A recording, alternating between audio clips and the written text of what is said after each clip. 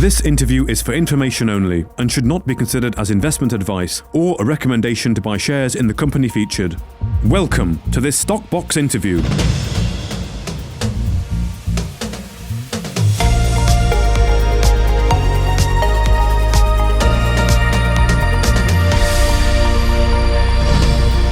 Joining us today is Jonathan Owen, the CEO of Metals One, after the company announced it had raised £895,000 in a recent placing to advance their Black Schist zinc-copper-cobalt-nickel project as well in Finland. Thank you very much for joining us today, Jonathan. How are you? Hi, Mark. I'm very well, thanks. Good to be with you. Well, thank you very much for joining us. It's been a little while since we spoke, but it's nice to see some advancements going on here with the company. First of all, just let me know how the interest was in the placing. What was the appetite like amongst investors? It was refreshingly strong. Last year was a tough market, but I think we've seen the market turn. So we were looking to raise 750, which would replace the Gunsynd farm-in directly. We were oversubscribed on that, and we took it. So it was very pleasing result. Good. That is good to hear. That's refreshing to hear. There's some interest there, and of course, directors and yourself taking part as well in this opportunity. Yeah, correct, and that underscores our passion, and also underscores the reasons why we wanted to do this as well in terms of take ownership of the project. So. Collectively, we brought £90,000 to the placing, and I'm very pleased. Excellent. Well, according to the RNS, the money will be used to advance the project, which of course already has that existing JORC Inferred Resource at the R1 target that we've spoken about before. That's 28.1 million tonnes, and you did some drilling in that earlier in the year there when it was frozen and cold up in Finland. And you mentioned last time that we spoke about getting into this P5 target April-May time, which is of course where we are now, and this has the exploration target of 16 to 24 million tonnes, and the idea is to take that to a JORC mineral resource. But just before we talk about the plans here, you mentioned Gunsynd there, and the fact that you will be also using some of these funds to acquire 100% of the project with the termination of the farming agreement with Gunsynd.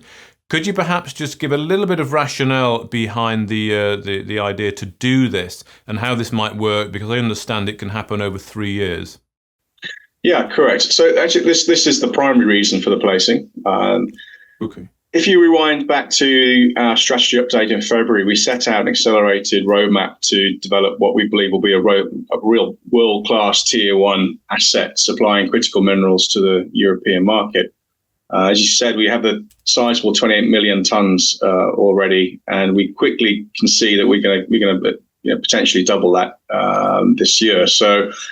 And in the meantime, then we also saw the European Critical Raw Materials Act adopted, and that aims to secure domestic supplies of these strategic minerals like ours to the European market by 2030. And the important thing here is this act provides for the fast tracking of strategic projects like ours, and also includes potential for EU project financing further down the line as the project develops. So. This is a real opportunity to bring an asset quickly into production, generating free cash flow. So you can understand, hopefully, our motivation as a company to retain ownership as much as we can, claw back the farming arrangement with Gunsynd, and also, as you pointed out, underscored by the high level of director participation here as well. So it's a great outcome. So it's really underpinning your confidence in the project and effectively wanting 100% of it. Exactly. Correct. Okay. Correct. Okay. So as you know, Gunsynd had already delivered a tranche of 250,000 for 6.25%. Through the agreement, we can take that back have an option to take that back over the 3-year period, either through cash or through equity. So Okay. We don't have to do that immediately. We can wait for the most appropriate time and take back 100%. But you're looking to do that over 3 years, or ideally shorter than that time? I think with the option there, we're in no rush to do it. We'll wait for the right time for the company to do that. Okay. And in terms of then the plans for the further work here at P5, and that's 16 to 24 million tonnes, that's the exploration target. When are you looking to get active and start seeing what's down there? Well, it's an interesting backstory here, Mark. So that exploration target really should be significantly larger than it is in terms of its classification at the very least. So the original owners of the assets some years ago failed to complete the assays of the P5 target. They dropped tools and pursued an opportunity in Greenland, and that provided us with the opportunity to go back in and effectively simply re-assay the cores that had been left untouched. So we've been assaying the intersections of around about 5,000 meters of cores over the last few months. As you saw in this morning's RNS, we've received now the final batch of assays back from the lab. That will then underpin the resource estimation that we'll undertake shortly. So I've commissioned Mining Plus to do the mineral resource estimation with these assays. So we expect that resource update to be available to us probably early July. Okay. So with very little expenditure in terms of drilling, we potentially have significantly elevated that P5 asset to a true resource. So quite excited about that. And then longer term, you add that to what already is a sizable 28 million tons. We've got a real tangible opportunity on our hands to, as I said, to develop that producing operation within the next few years. So there is actually no drilling involved in this in P5. No, it's simply going into the core shed and assaying the cores that had been effectively neglected over the years. So it was one of the driving factors for this project when we acquired it, and we've seen with the assays come in now. I'm not going to talk to specific intersections or what have you. We'll do the resource estimation shortly, but the results that we're coming back with now are generally higher than the original assumptions and estimations that were made previously in the previous model. So it's all upside for us. Yeah. Okay, well that's good. So you're looking to get that resource estimate. So that will be a resource estimate for P5 only in July, or will you combine what you've already got with R1? Yeah, it's for P5 target. But in terms of the strategy, let's say development and production strategy, so longer term strategy, we envisage these assets feeding into, let's say, a central processing unit. So effectively a hub and spoke operation where all these independent resources effectively add up to one resource number for the project. Okay, and that's that 200 million that's been mentioned a couple of times. So that would be sort of the dream target. Well, it's not a dream. It's realistic, isn't it, as well? It is. It's the longer term target. In the meantime, we'll go through the gears in terms of the various studies that need to be done before you get to a financial investment decision, and you look for the project debt financing or royalty financing stage. So we continue to drill through that process, and we'll get to that 200. 200 million tons is a slightly arbitrary number, but it does represent a real world class operation in terms of production rate and life of mine. And as you say, we've got blue sky in terms of tons potentially available to us with P5. P5 is open to the north and the south. We will look to drill that now over the coming months or year. And then we have a strong pipeline of other targets in this area, all feeding into this conceptual operation to develop as well. Not forgetting R1. We drilled R1 back in December. There's still a lot of opportunity there to expand R1 and the R1 hook as well. There's also K1 as well, isn't there? That's a potential target in the future. Yeah, there's a lot of letters and numbers. K1 will likely be the next target to develop to initially a JORC exploration target, and then elevate that to an inferred over time. Okay, and you mentioned the RNS as well, that you potentially looking to get into the scoping study second half of 2024, and that is of course when we can start to see perhaps an idea of the life of mine, production per year sort of targets, and also of course the all-important NPV. So is that the plan then, to get a scoping study commissioned second half of this year?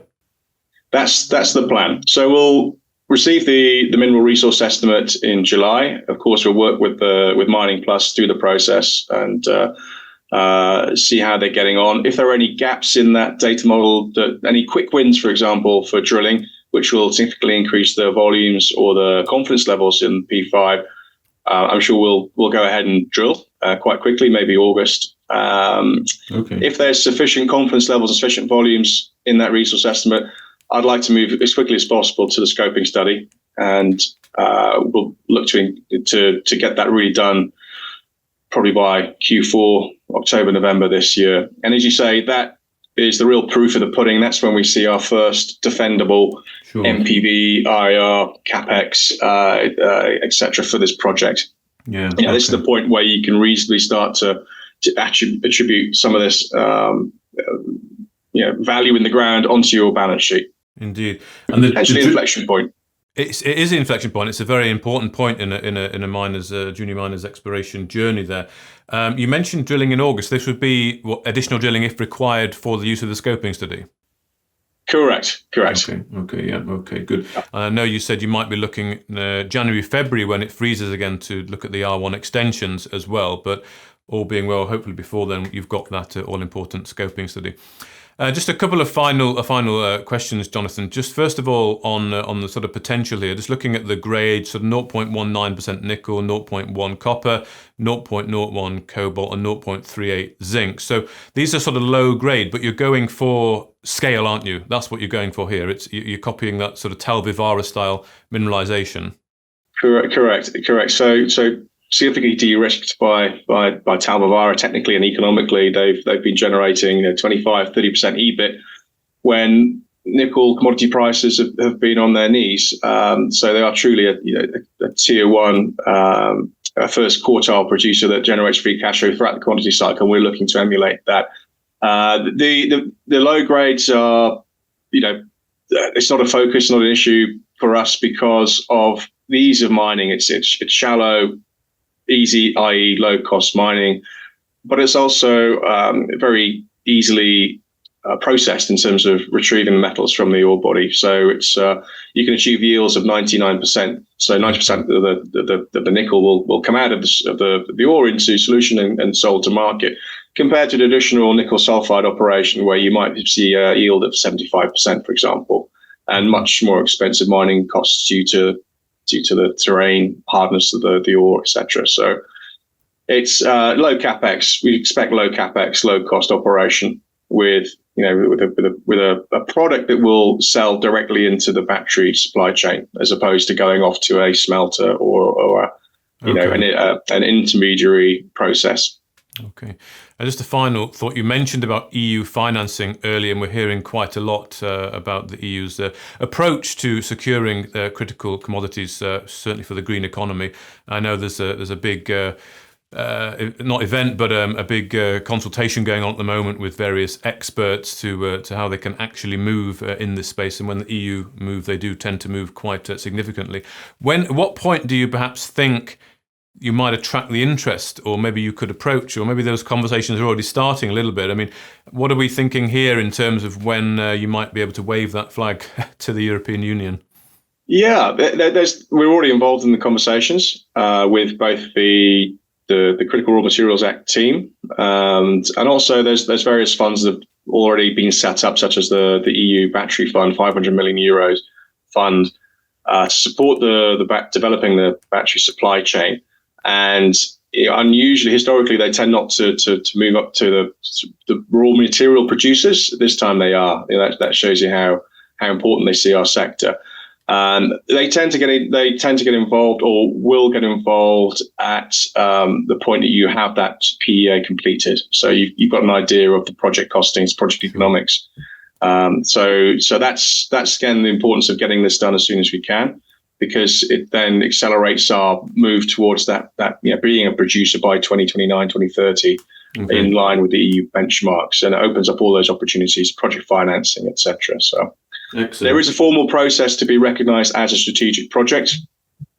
We've already initiated that process, and we'll look to the end of the year to be hopefully attributed with that moniker. Excellent. Well, thank you very much for your time today and that update. Jonathan Owen, the CEO of Metals One. I do hope we can do more of a special feature on the plans here. Perhaps when you've got that resource out estimate in July, we can perhaps look at some nice diagrams and do a bit of a deeper dive on the Black Schist project. But for now, thank you very much for your time. Thank you, Mark.